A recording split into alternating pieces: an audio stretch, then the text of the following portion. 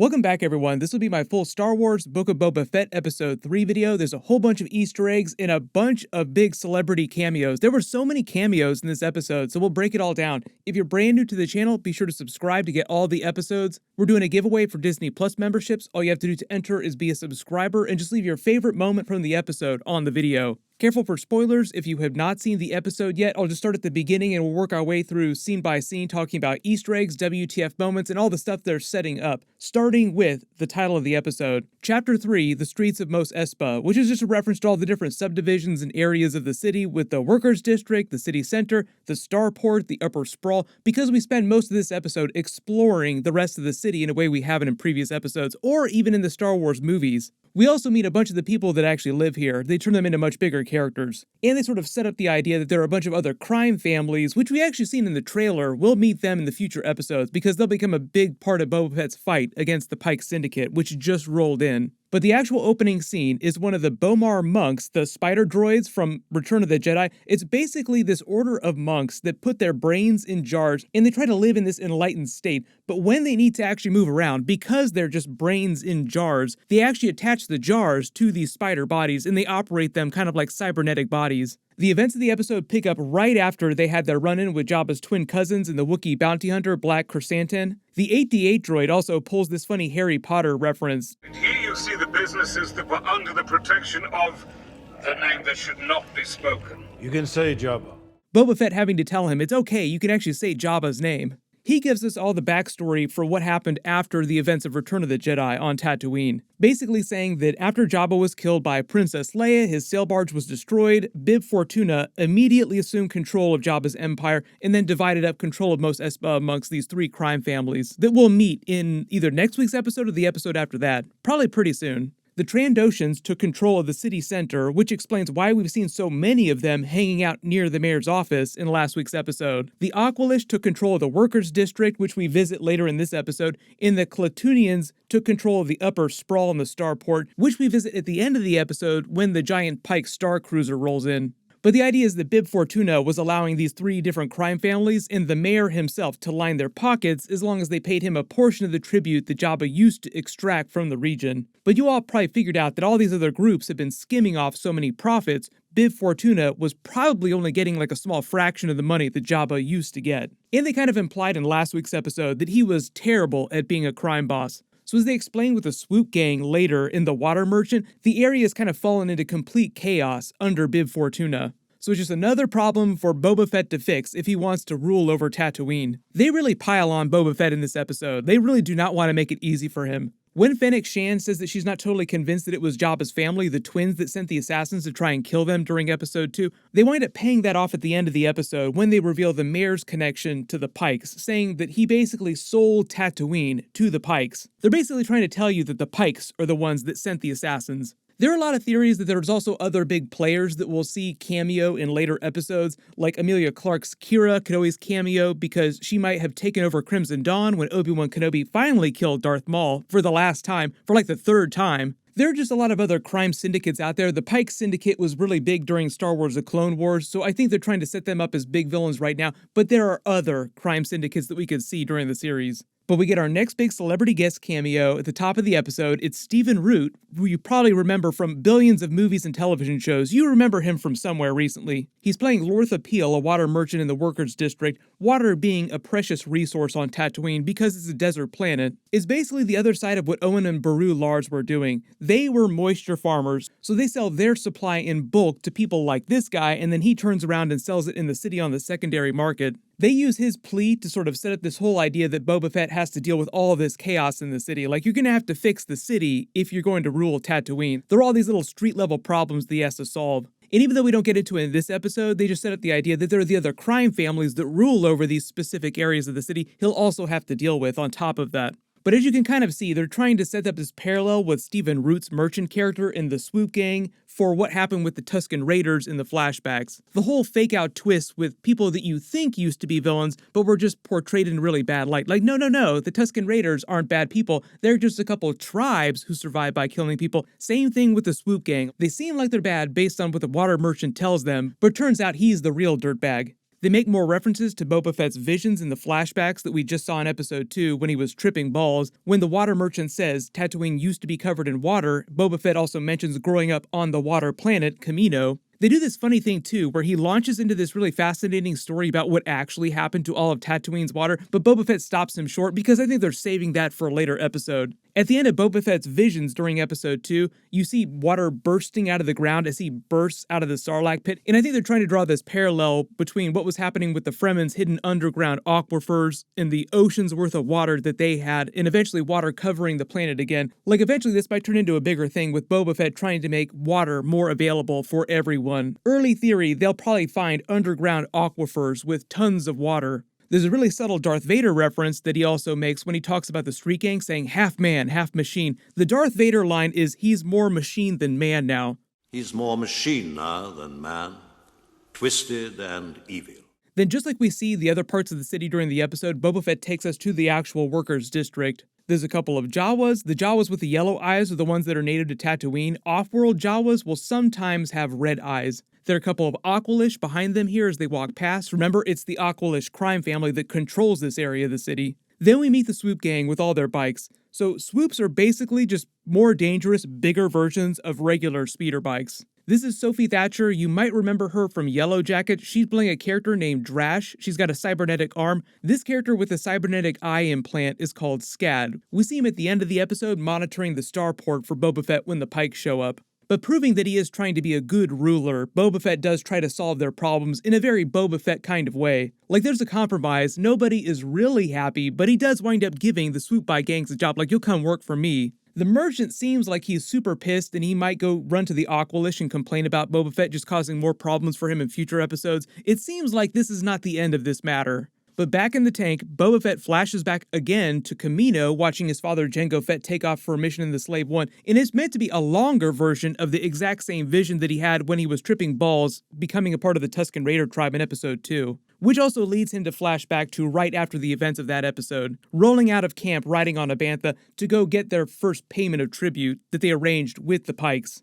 And it seems like, just based on what's happening in Mos Eisley here when he rolls in, this is meant to be happening right before the events of the Mandalorian series, because as he's rolling into town, he rides past all the Stormtrooper helmets and they're being put on the Pikes. But we get our next big celebrity guest cameo. The Pike Captain is being played by Phil LaMarr, who you'll probably remember from a billion other TV shows he's been on. He's been a bunch of different characters during the Star Wars Clone Wars episodes. He also played Bail Organa during Star Wars Rebels. He basically sets up the whole conflict with the Red Nikto gang from episode 2 and episode 1. He actually gives their gang a name, calling them the Kintan Striders, telling him in so many words that we'd be happy to give you and the Tuskens all this protection money as long as you get rid of this other gang for us. But it's meant to be the same gang who Boba Fett stole the speeder bikes from at Tosche Station in Anchorhead during episode 2, the one with the big cameo scene from A New Hope, Luke Skywalker's childhood friends, Cammy and Fixer.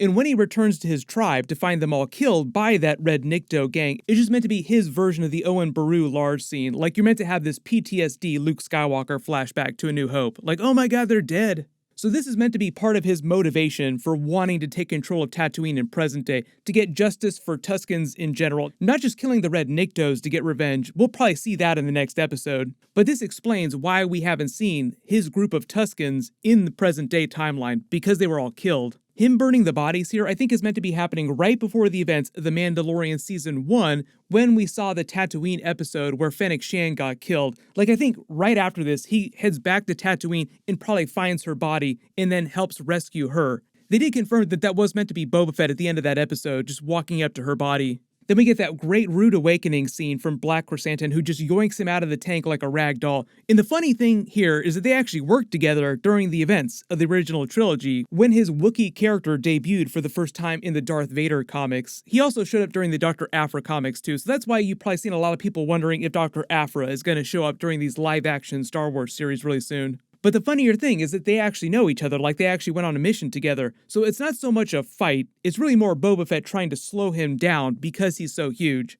And Karma comes back around, the Swoop Bike gang rescues him. They're kind of trying to establish that idea in the series, the whole idea of karma. Like Boba Fett is actually trying to do something positive, help the Tuskens, trying to help all these other people. He's not quite so cold as he came off during the original trilogy. So eventually all these other people will wind up helping him. We see another example of that later in the episode when the twins show up with the baby Rancor in tow. But this whole idea of karma, paying him back for all the goodwill that he's offering these other people that work under him, he even offers his back to tank to the Gamorrean guard that Black Krrsantan took down when they rolled down the staircase. Who Fennec Shand then trapdoor, sending him to the Rancor pit. Second time that we've gotten a Rancor pit scene, setting up obviously the big Rancor reveal when Jabba's twin cousins gift him with the baby Rancor. It kind of reminds you of Jabba's baby Rancor Muchi. Muchi was not the Rancor that Luke Skywalker killed in Return of the Jedi either. We don't really know what happened to him, and I know a lot of you have also asked what happened to Jabba's son, because he basically debuted in the very first Clone Wars episodes. It was basically the Clone Wars movie, but it was like the first 4 episodes just bundled together.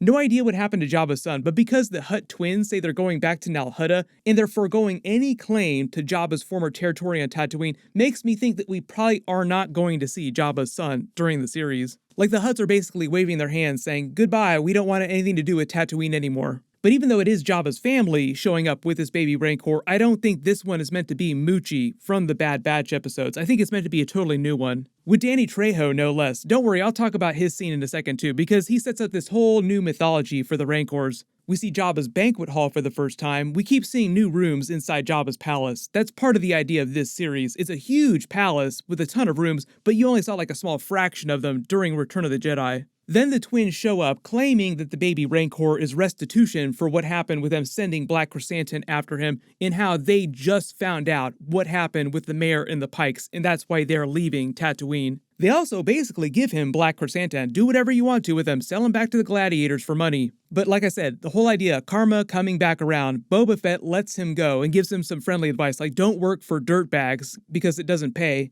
I don't know if this means that he has a life debt to Boba Fett now, but they do have this weird kind of dark Han Solo Chewbacca thing going on between the two of them. So I think because he did such a solid for Black Krrsantan will come back and help him with the Pikes later in the series. Like, this is not the last we've seen of the giant Wookiee bounty hunter.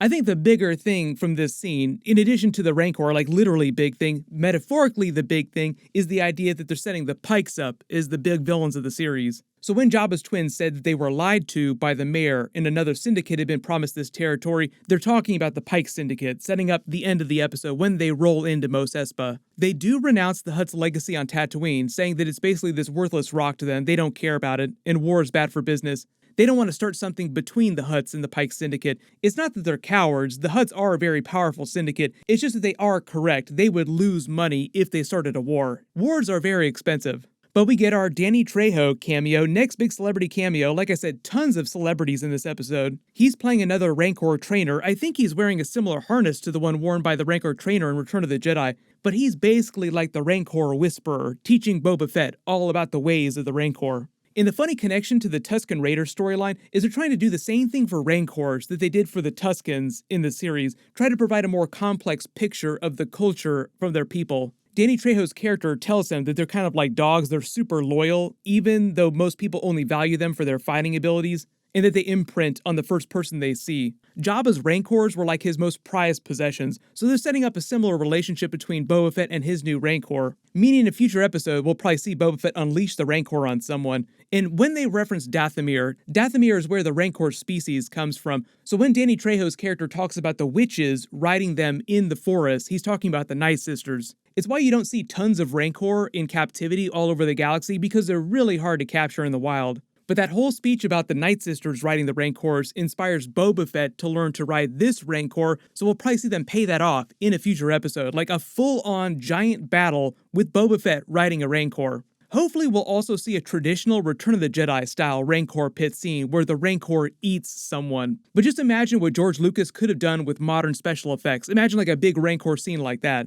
There's a really funny Easter egg too. When Boba Fett says he's ridden beasts 10 times its size, he's actually talking about the mythosaur that he rode in his first appearance. It's a huge deep cut Easter egg for the Star Wars Holiday Special. That was Boba Fett's first appearance. And during that, he came for Luke Skywalker riding a mythosaur. They referenced the mythosaurs during The Mandalorian Season 1 as well, because Mando was based on Boba Fett and his special rifle was inspired by the rifle that Boba Fett used in the Holiday Special. The symbol on Boba Fett's arm, the crest here, is the skull of a mythosaur. They also use that as the crest of this group of Mandalorians that Mando belongs to during Mando Season 1. Talk about more Mandalorian parallels and Easter eggs too. The scene of the Rancor imprinting on Boba Fett also kind of reminds you of Grogu forming his relationship with Mando for the first time. So the Rancor is sort of like Boba Fett's version of a baby Yoda, like a baby that's incredibly powerful, it's just that this one is physically huge compared to Grogu. Then they just confirm everyone's suspicions and theories about what's really been happening with the Mayor and the Pikes. Fennec Shand uses the Dank Farrik curse word again. That's the Star Wars equivalent of the F-bomb. They used it all the time during The Mandalorian Season 1 and Season 2.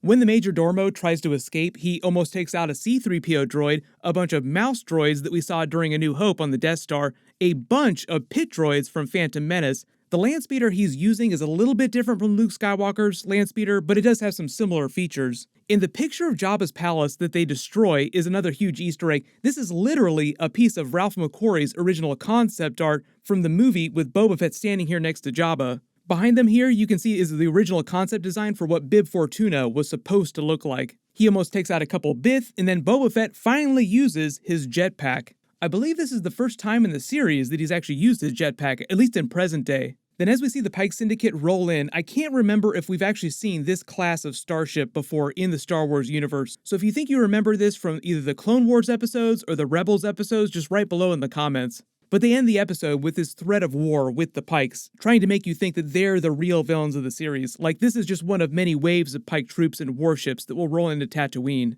So the idea in next week's episode is that Boba Fett will have to rally more support from the other crime families in the area just to have a shot at defeating the Pikes. And he'll need way more than just that, like it's going to take some major resources and a bunch of ships. It also won't hurt to get a little help from that baby Rancor that they're training him to ride, and Black Chrysanthemum coming back to help him out. But if you spotted any other big Easter eggs in the episode that I didn't talk about during the video, just write them below in the comments. Post all your theories about how this is going to play out. My full Book of Boba Fett Episode 4 video will post next week just like normal. The other really big thing that's happening this week is that DC is dropping the Peacemaker series. The first 3 episodes are coming out on Thursday. It's a Thursday show, so I'll probably do a combined video for those first 3 episodes, and we'll see after that. But it is connected to the DC TV Universe, Justice League, all the other recent big DC movies. Everyone click here for all my Star Wars Book of Boba Fett episode videos, and click here to learn about Marvel's new Black Panther and that Avengers 5 first look. Thank you so much for watching, everyone stay safe, and I'll see you guys in the next one.